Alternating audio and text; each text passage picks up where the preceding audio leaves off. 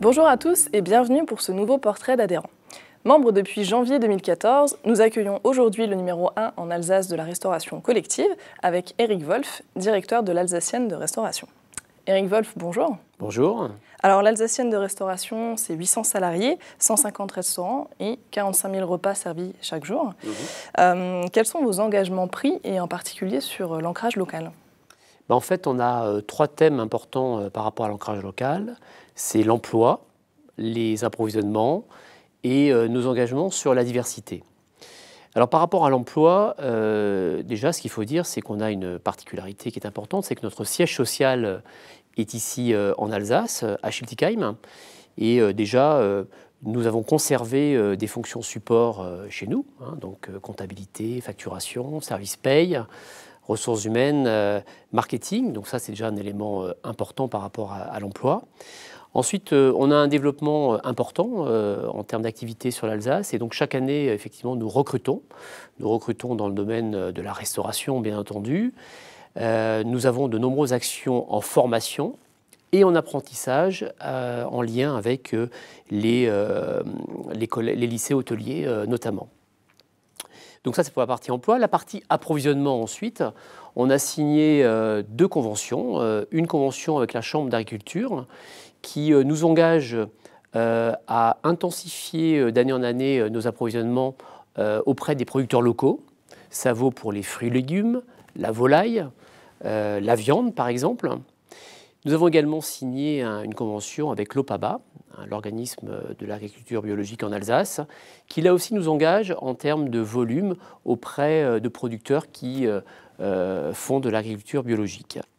Enfin, nos engagements par rapport à la diversité, notamment avec les sujets de l'insertion et de handicap, mais je crois que ce sont des sujets qu'on va voir un peu plus tard. C'est ça. Alors vous avez déjà répondu en partie sur certaines questions. Je vais quand même vous reposer les questions. Justement, vous avez réalisé l'année dernière votre contrat de progrès chez d'Alsace, donc qui fixe des objectifs en termes de RSE jusqu'en 2018. Il y a une partie sur tout ce qui est engagement environnementaux. Quels sont-ils? Donc vous avez parlé de l'OPABA, par exemple. Quels sont-ils? Alors en fait, tout est parti à l'origine d'un bilan carbone. Bilan que d'ailleurs nous réalisons maintenant chaque année. Et en fait, ce bilan carbone, il a mis en lumière deux chapitres, nos process et la partie approvisionnement et composition des menus. Alors sur les process, voilà depuis longtemps que nous agissons. Alors les process, c'est bien sûr, par exemple, nos installations avec les gaz frigorigènes. C'est évidemment tout ce qui touche au traitement des déchets. Ici à Schiltigheim, par exemple, l'ensemble de nos déchets des cuisines centrales sont récupérés, valorisés. Ça a été aussi, comme nous avons beaucoup de tournées avec des chauffeurs, des formations en éco-conduite pour effectivement limiter la consommation de carburant. Ça, c'est la partie process, on va dire. Et puis, ces bilans carbone ont mis en évidence aussi des sujets liés aux approvisionnements, mais aussi à la composition des menus. On s'est rendu compte, maintenant c'est connu, que ce qui émet le plus de gaz à effet de serre, c'est certaines protéines animales notamment qui rentrent dans les menus. Alors, on a procédé à deux choses. D'une part, on a mis en place, on a lancé il y a plusieurs années des menus allégés en carbone, ce qu'on appelle des repas bons pour la planète. Et puis, bien entendu, vous l'avez entendu tout à l'heure, on a entamé des actions auprès de l'agriculture biologique en Alsace pour effectivement inciter à la conversion de la production bio.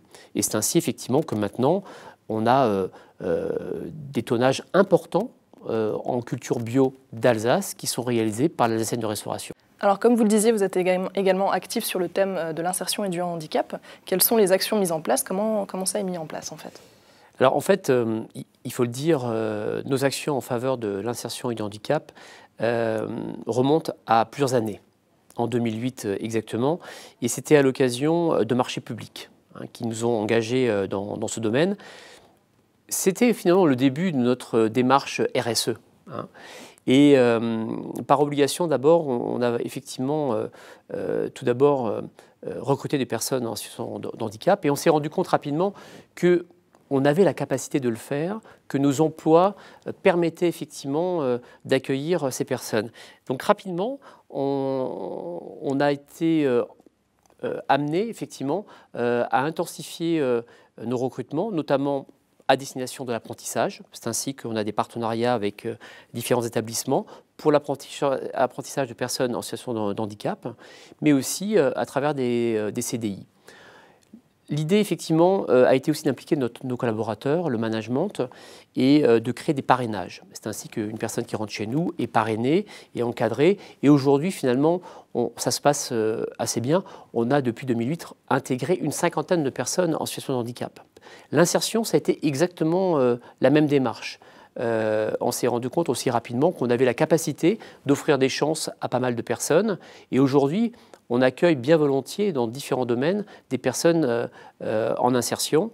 Et là aussi, à travers des parrainages, les résultats sont très positifs.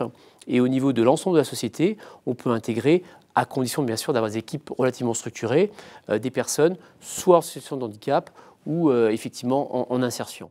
Alors justement, sur le thème de l'insertion, ça me fait ma transition. Vous avez candidaté l'année dernière au Trophée d'Alsace pour le projet Sans chance, sans emploi. Vous êtes d'ailleurs entreprise pilote en Alsace. Alors qu'est-ce que c'est que ce dispositif?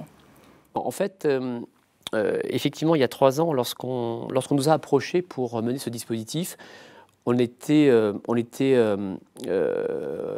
mûrs pour pouvoir le faire. Notre expérience nous a permis effectivement de piloter ce projet. Alors on l'a piloté aussi avec IMS Entreprendre et on s'est aussi associé avec la mission locale de Schiltigheim. Ce dispositif, c'est un dispositif original. Il est original parce qu'effectivement, il allie les pouvoirs publics et effectivement les forces privées de l'entreprise. C'est ça qui est original. Je le rappelle en 2 minutes, ce dispositif vise effectivement à offrir des chances à des jeunes qui sont issus des quartiers sensibles de Strasbourg. L'idée étant que ces jeunes sont repérés par les missions locales, ils suivent 1 semaine de formation dans un SAS d'intégration, et ensuite c'est les entreprises qui rentrent en jeu. Nous avons constitué un tissu autour de nous d'une 40aine d'entreprises, avec effectivement des hommes et des femmes qui sont des entreprises qui sont investis et qui participent. Leur mission, c'est quoi? 3 niveaux. Premier, c'est de pouvoir effectivement proposer lors de cette semaine d'intégration des entretiens de simulation. Deuxième niveau, c'est de s'engager tous les mois, pendant 2 heures entre midi et 2, 1 fois par mois, de faire effectivement une réunion pour faire le point de ces jeunes. Et troisième niveau, qui est un niveau très important mais qui n'est pas obligatoire, c'est d'accepter pour chacun d'entre nous de parrainer un de ces jeunes. Et là, effectivement, ça fait toute la force du dispositif, puisque après 3 ans, on se rend compte que parmi les 70 jeunes qui sont rentrés dans le dispositif, bon nombre ont trouvé effectivement soit un apprentissage, soit une nouvelle formation, ou alors un CDD et un CDI. Donc ça marche bien. C'est un dispositif qui est extrêmement intéressant et qui est surtout très formateur et très enrichissant pour chacun, pour les jeunes, mais pour nous aussi également. Donc c'est vraiment un très très beau dispositif. Donc, comme on vient de le voir, vous réalisez beaucoup d'actions sur la RSE, le handicap, de manière générale sur le développement durable. Est-ce que cela vous permet de vous démarquer dans les appels d'offres ? Oui, totalement, parce qu'on se rend bien compte que ce soit des appels d'offres publics ou privés, les acteurs aujourd'hui sont en attente d'exemplarité dans ces domaines. Donc effectivement, c'est un élément très démarquant. D'ailleurs, pour nous, aujourd'hui, l'objet, il est d'avoir rassemblé l'ensemble de nos actions dans un booklet qu'on a fait paraître et qui non seulement reprend l'ensemble de nos partenariats, des trophées qu'on a pu gagner, mais aussi de l'ensemble de nos actions liées à la RSE, que ce soit économique, sociale ou dans l'environnement. Et il nous a semblé effectivement important de pouvoir le mettre en avant et de valoriser nos actions. Ce qui effectivement permet d'un coup d'un seul d'expliquer à nos clients nos engagements et de nous démarquer par rapport à la concurrence.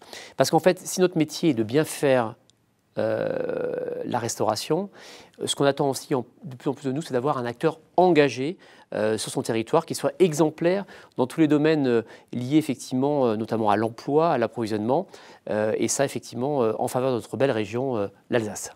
Eric Wolf, merci beaucoup. Merci beaucoup à vous. Merci pour votre écoute et à bientôt pour le prochain Portrait d'adhérent.